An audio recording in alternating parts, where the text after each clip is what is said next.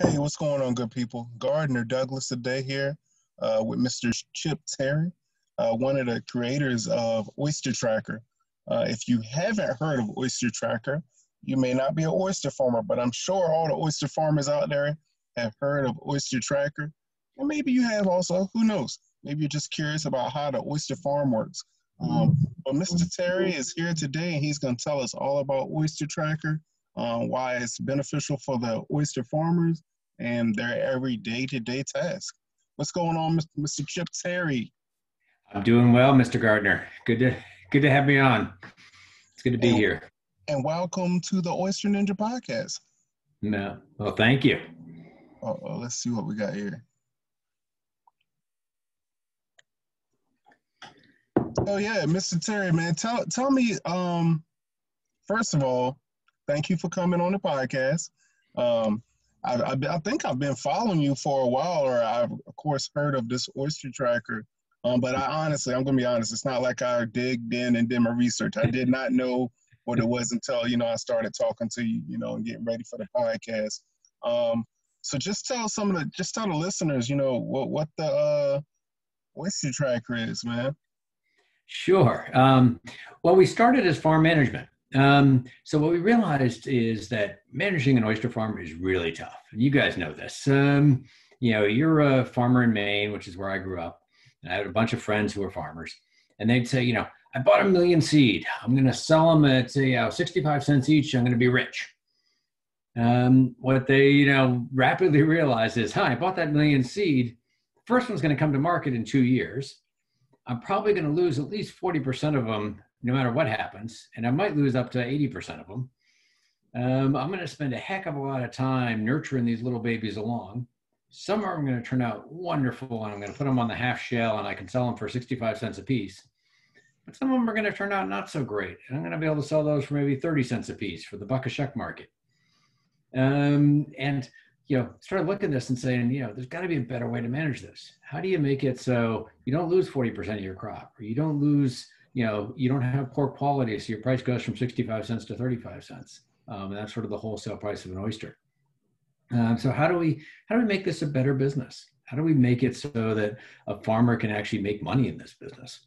Because a lot of folks got into this as hobbies, sort of thought, this would be great. And some were doing really well, and others are really struggling. And you've seen a lot of farms sort of turn over, particularly in the COVID era. And so, at the end of the day, what our core product is Farm Manager, and it manages the inventory on your farm. What do you have? How fast is it growing? How many are you losing? Where are you losing them? Why are you losing them? And your activities, so your labor costs. What did my team do yesterday? What do they need to do tomorrow? What's working? What's not? How do I make it, so I'm spending only 60% of my money on labor instead of 75%? So that's sort of our core product is the management of your farm. And it works from an iPad or an iPhone out in the field, so that, the other thing about farmers is they don't sit behind desks very much. So they're out in the field, they're out in the water, they're wading around, they're in boats, and it's fascinating to watch what they do. No doubt, man.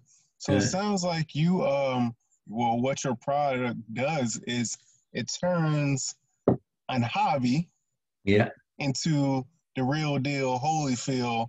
You got a business now, because now you can keep track of, what oysters are being cleaned and harvested, and what oysters are whatever, just the day-to-day things. So it just, it keeps it more organized, I guess. Yeah. I mean, it's, I'd always tell folks, if you're just one guy or you and a partner that are doing a small little oyster farm, you don't need us. Okay. You're going to be fine. Put in your head a little whiteboard, a notebook, you'll be fine. As soon as you start hiring employees and you start figuring out that I want to really scale this up, it becomes a different type of business. Because what works when you're small doesn't necessarily work when you're large. The other thing that we also realized along the way is that this is a highly regulated world, for good reason, right? None of us want to get sick from oysters. We want to eat oysters and enjoy them. But the CDC will say 35,000 people a year get sick from oysters. I think that number is wrong. I think it's much less than that. Mm-hmm. But but it's way too many. And they're very good about closing beds and whatnot when something's looking bad. But the net of that is that An average farm is spending hours and hours each week on regulatory compliance, writing out tags, writing out harvest logs, keeping track of cooler temperatures, all the stuff that makes sure that you have a safe oyster on your plate. And so what we've also started to do is basically help with that regulatory compliance, so that a farmer can print out the tags from a waterproof printer. They can keep a harvest log. They can pass that data on to their distributors and onto the restaurants, so that everybody along the chain knows that this is a safe oyster. This is one that I should be eating, versus that one that maybe it got stuck in the truck for 8 hours at the side of the road when it's now 100 degrees. They cooled it back down, but boy, a lot of people are going to get sick from that. And that's a very unusual occurrence, but we wanted to make sure that we made it easier for farmers to comply with the regulatory issues. Oh, so you talked a little bit about it, but like, just, I guess, who is your target customer, and then like how many oysters do you think is recommended? Say, oh, all right, you have this many, you guys need us. Yeah, I usually do it based on employees, but probably a couple 100,000 oysters at least. Sort of an annual harvest. In the target audience, there are roughly 2,500 oyster farmers in North America, which is what I love about this industry. Like, there's such diversity of farmers and product that comes out there, different tastes, different profiles of all these farms. That's the really exciting thing to me, is that every farm can be different. And some farms are never going to need us. Some guys are they're always going to do it the way they've done it forever, and that's fine. But other farms, what we're seeing is as they scale up, they begin to, need some sort of digital solution. So how do, like I said, I found you through Instagram. How would your average farmer, is it more word of mouth, or how do farmers find you? Well, until recently, it was like going to conferences like Oyster South or the Pacific Coast Shellfish Growers Association or others. Now it's mostly word of mouth. It's Instagram. We have an email. We probably built one of the largest databases of farmers out there. So we have a pretty good list of who to reach out to. And we try to be very conscientious to not reach out too often. Nice. So just far as like setting up, let's say, all right, we got your oyster farmer, right? They finally found you. You're going to be their dream come true. What are the next steps? Like, how do you evaluate? Is it one system fits all, or is it case by case? Yeah. So when we started out, it was like we would do all the work. We'd be like, oh, great. Well, we'll go and interview them. We'll take a bunch of surveys, and then we'll map out their whole farm. We realized really quickly two things. One of which, farmers wanted to do it themselves, and we didn't want to do it. That works. So they're like, okay, well, let's go back to the drawing board, and let's make a really flexible system. So if you add a new location, you can add a new location on our app. If you add more lines or you add a different type of equipment, you can do that yourself. Because, a typical farmer might buy from 2 or 3 different seed sources. So if, I might buy from Mooks in Maine, and maybe I buy from the ARC on the Cape, maybe I buy from Hooper's Island in Maryland. Those would be my seed sources. And then I put them on my farm at different sizes and different gear, and then I track them over the next year as they go up. And I want to know which one works better, because all of those seed some will do better and some will do worse, depending on your location, depending on your husbandry style, et cetera. And so we basically made it as easy as possible for folks to configure everything themselves, and then go from there. And they have the day-to-day of like, what did I do and what do I need to do? And then they have the longer-term strategic questions of what's working and what's not. How do I grow more of these little suckers? Because they talk about it's like growing rocks. These things are heavy. You got to move them around a lot. This is sort of backbreaking labor, depending on how you're doing it. And the more you can make it easy and manage what you need to do when you need to do it, the better off you're going to be. Nice, I like that. So far as like setting the actual system up, it depends on the size of the oyster farm. Mm-hmm. It does. And what most farms do is they sort of work their way into it. They'll set it up on one area and then they'll work sort of through the rest of the areas. Nice. But usually a farm can get up and running within a day. It's not too complicated. What are some, like, I guess, not just past testimonies or testimonials, but like what's some of the best feedback you get from farmers? Like, this thing, man, it does this, and I've been looking for something, like it just filled that hole. You know what I mean? Yeah. I mean, much of the testimonial comes from folks who have had a problem. So that's often a call we get, which is, I promised this distributor we'd have 2,000 oysters a month or 2,000 oysters a week. And I just got a call from my farm manager who says, we're out of oysters. I said, okay, well, what do we got next week? He's like, no, we're out for the next 3 months. And by the way, the farm manager just quit. And being able to plan so you know what you have and what you can sell is really important. So giving confidence in what's really going on your farm. Because unlike a terrestrial crop, unlike lettuce, you can't just go out in the field and sort of look and say, how much do you have, or run a drone over it. A lot of this is underwater, and it's hard to know, does that bag contain 200 market-sized oysters or 2,000 quarter-inch oysters? And so it's really hard to keep track of what's where and when was it last touched. Another scenario, a farmer said, I had a new farm manager. We had 12 rows of cages on the bottom. It was down in Virginia. And my farm manager thought we only had 10 rows. So he ignored the other 2 rows. I had 50,000 oysters just overgrow and die in the cages. Wow. That's $25,000 that they lost. Right. And so you hear these horror stories one after another. So, I just had one the other day about our tagging product, and it's 2 partners just started a new thing, and they were up all night writing tags. Mm-hmm. One of the legal things you have to do for a farm is you've got to write down every tag and say when it was harvested, where it was harvested, who harvested, all that kind of stuff. So they were up to like 11 o'clock every night writing out these tags. And we gave them a solution where they could print 100 tags in 3 minutes. And it's like, that's kind of like literally, it kept the partners from killing each other. Right, man. Shit. The jail system appreciates you. Yeah, exactly. Wow. Jeez. So, oh man, this is really like a real great product, man. I like to think so. We've, this is one of those ones, like I've been in the tech world, so my background, just to say, how I got into this, is I grew up on the coast of Maine.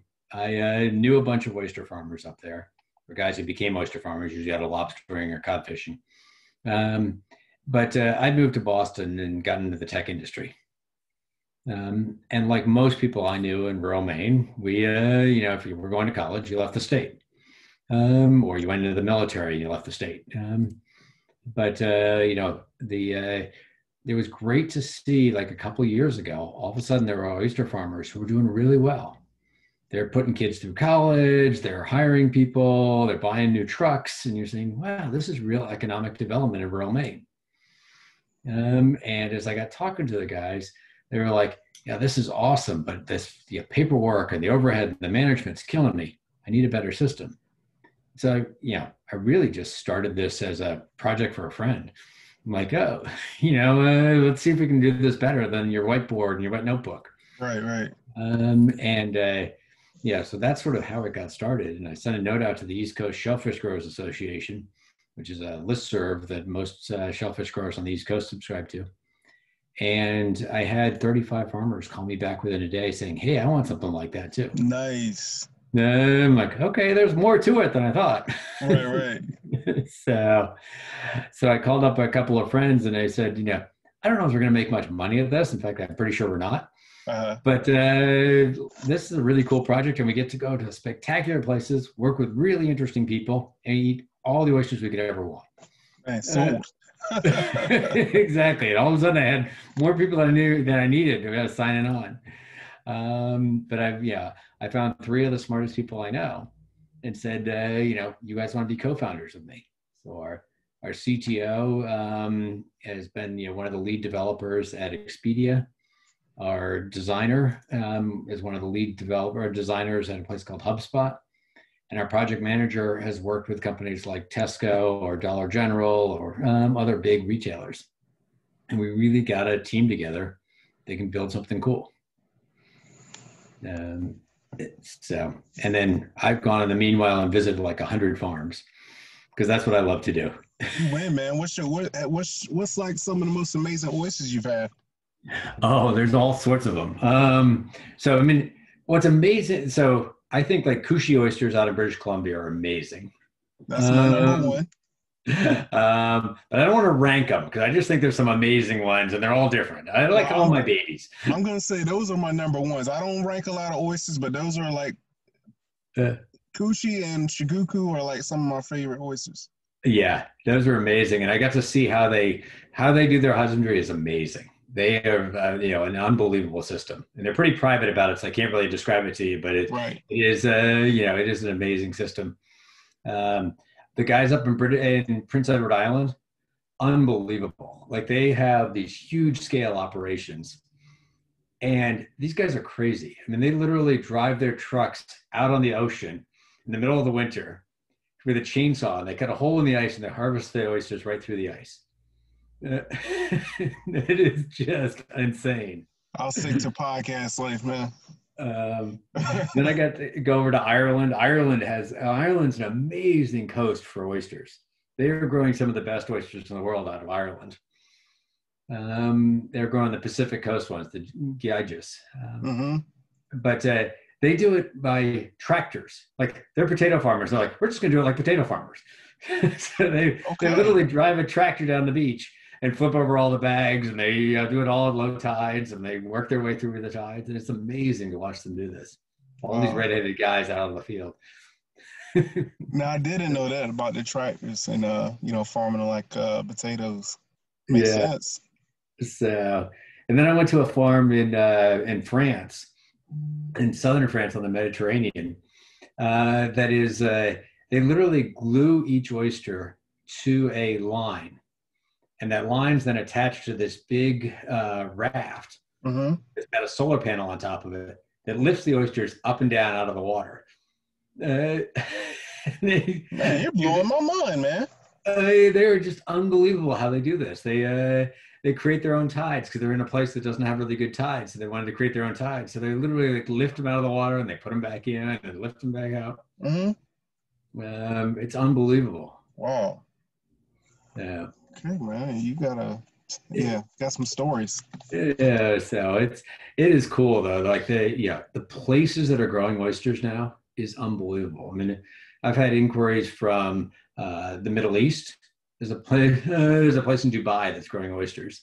Okay. Namibia and South Africa are growing oysters. Mexico is growing a ton of great oysters. Chile is growing a ton of great oysters. And every coastal state in the U.S. now, with Texas, is starting to grow oysters.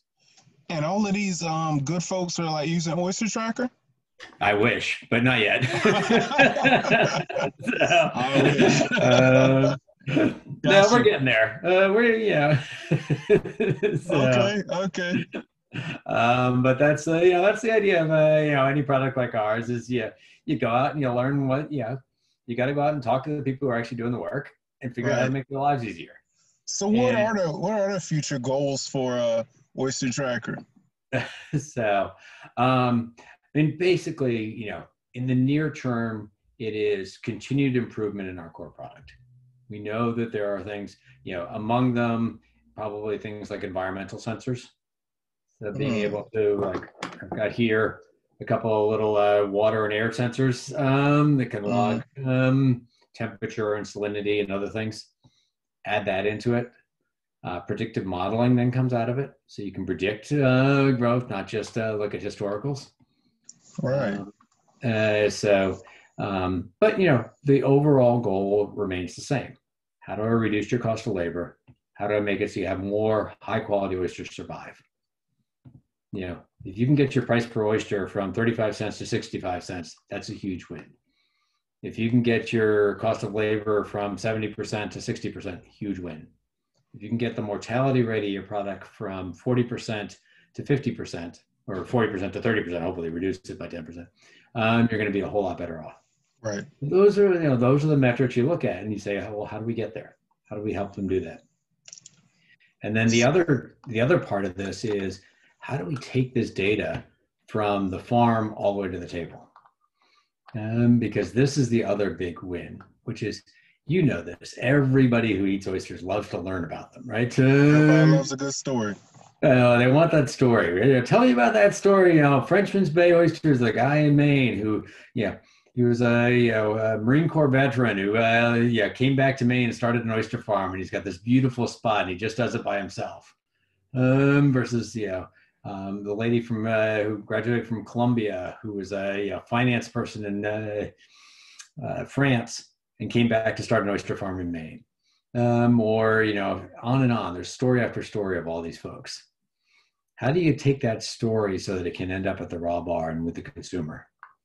So, so what we're starting to do is, using that tagging and the traceability to be able to pass those stories along. Meet the farmer, learn about their husbandry techniques, learn about why these oysters are special. Maybe plan a visit to go visit these folks. There's a lot we can do that sort of connects that end consumer, educates them, and makes them really more excited about this product. Because you do have a lot of interesting stories, man, what's the most interesting background as far as the oyster farmers or even the workers? You have one? Oh, they're all interesting. I mean, Abigail Carroll at None Such Oysters is fascinating. I don't know if you've ever interviewed her. No, I haven't, not yet.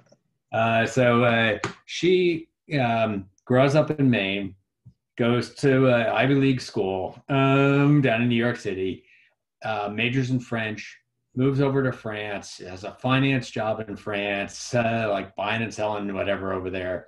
She's engaged to a French count. Life is wonderful. Like she's heading to this, you got all these pictures of her of like this most, urbane woman ever. And then 2008 hits. And the financial crisis, her job disappears. French count turns out not to be the guy that she really wants to marry. And she ends up back in Maine, helping a friend write a business plan for an oyster farm. Friend disappears, and 10 years later, she's still running the oyster farm. That'll work. And doing really well with it. None Such Oysters is some spectacular oysters. Right. And you got a lot of people like that are coming at this from different careers. That's great, man. Yeah. So for your oyster farmers who are kind of on the fence, what's the selling point if they haven't got it already? So that we're going to grow with you. If, our whole motto as a company is we'll listen to you, we'll talk to you a lot. If something's not working, we're going to fix it. And if you've got an idea for a future improvement, we want to hear it because we're going to put that in the backlog and we're going to do it. No product is perfect right now, but the best way we're going to get there is to work with our clients. And we only focus on this world. We only focus on shellfish. So we work with clams, mussels, scallops, oysters, but we don't try to do everything. We try to be really good at one thing. Boom, there it is. Yeah. Man, drop the mic.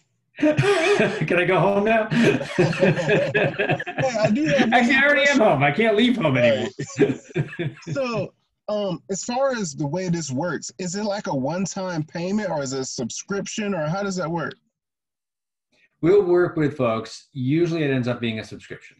Okay, gotcha. Yeah, because part of it is then the monthly fee's lower. And if it's not working for you, you shouldn't pay us. So, if you try it for a couple months and it's just not your cup of tea, thank you very much. No problem. Just tell us.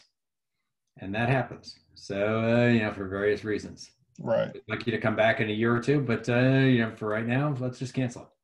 Okay. All right, man. So where can the good folks, the good oyster farmers, where can they find you? How can they get in contact with you? oystertracker.com. Or follow us on Instagram, or, I'm sure we can put in the show notes my email address. Of course. I'll get that. Yep. I'll put that in there. All right, man. I appreciate you, man. Thank you for taking time. And Gardner, appreciate it. So tell me your top five oysters. What are your top? Cook the raw. Raw. Let's go with raw. Raw. Okay, so we're gonna go, and all of these oysters that I'm naming are fresh out the water. Okay. I got another list for like oysters that are like after a week or so. Yeah. So I'll go with Kushi, Kumamoto, Chiguku, Island Creek, All and right. I got these oysters that I love, Ruby Salts on the Eastern Shore. Oh, nice. Okay. Yeah, Very cool. easy, man, easy. Easy. You got to try some Maine. You got no Maine oysters on there. You got Well, nothing north of. I like shucks, raspberry points. Right. Okay. That's I shuck PEI. Those are great. I Yeah. shuck a lot of raspberry points. Uh, I like those Damarascatas. I yeah. like those. Anything out of there. Mm-hmm. Um, Man, I eat so many daggone oysters. Um, what's some of the big names out of there? Well, yeah. I mean, that's part of the problem is there's so many small names. So, Right. yeah, I think Bar Harbor oysters are phenomenal. I think Okay. wet smack oysters over there are phenomenal. I think the Nunsuches are really good. Oh, and I had Butterfield are really those good. bars bar stool bar table. Hold on, bar stool cocktail oysters. I had those. Those was real good too. Okay. I Yeah. forget the location, but man, it's a lot of good oysters, and I'm blessed where some farms they'll send me oysters every now and then, and I get to talk Uh, about them and try them. It's not that I forget about them, but I just eat a yeah. lot of oysters. Yeah. You know where I've been impressed with recently is the Gulf Coast. Florida Okay. oysters have really come a long ways. They've gotten to be better and better. Oh, that just reminded me. Another one good straight out the water is shucks. Um it's North Carolina. I believe they're in North Carolina. Hmm. Savage Inlets are Oh good. yeah, Savage Blondes or Savage yeah. Blondes are up north, but Savage Inlets are I think it's North Carolina or South Carolina. I can't even remember now, but Okay. those are delicious also, like really, really good. Yeah, those North Carolina oysters are really good. Yeah. Yeah, have you tried the three little spats? I don't believe so. Oh, you got to try those out. Those are great. And Okay. there's and the three little spats is the guy with his three little kids, and they're spectacularly cute. They're all Right. on the farm. Dang. Then I just thought of another. I like Patriot Oysters out of Massachusetts. Okay, I like good. Cobb's Island, of Hmm. course. Yeah. Um, whew, Twin Hooks off the Eastern Shore. Oh, I don't know those. Twin Hooks is, I think the father company or the mama company, however you want to put it, is Nandua Selects or Uh, H&M Terry Brothers, I believe. okay. Yep. Anything from Cherry Mm. Stone Aqua Farms is good. Yeah. I'm just, I try and leave like the local stuff out, but I guess I should be putting it in. Like the Ruby Salts, I love those. So those are going to be on my top anyway. Uh, But it's like a no brainer. Like those are always going to be my favorite because it tastes like home. yeah. Yeah. Yeah. And that's part of the appeal, right? It's like, I grew up in Maine. I love Maine oysters, but I'm trying to get a taste for these Chesapeake oysters that taste so different. Oh, yeah. So, you Yeah. know, so refreshing, man. Yeah. I had some over the weekend, and they know I don't even know if they're listening, but it's Rogue Oyster Company, and I had them on a podcast not too long ago, and I met up with them and got some samples because I had never had them. A husband and wife Um, team. Say again? Rogue Oysters is Taryn and Aaron, right? You got it. It's a husband and wife team. Yeah. So those oysters, and they know I'm not a fan of like sweet oysters, but like those oysters were like so refreshing, and you could actually like taste the minerals, the breakdown, and Yeah. to be a sweet and a mild oyster. And of course, we've had all this rain. Mhm. It was still just so complex. So Yeah. they said it was on the milder side. The salinity was down, so I can just imagine, Mhm. how it tastes during regular season. So Yeah. that's what I love about oysters. I really, Mother Nature affects, what it actually tastes like.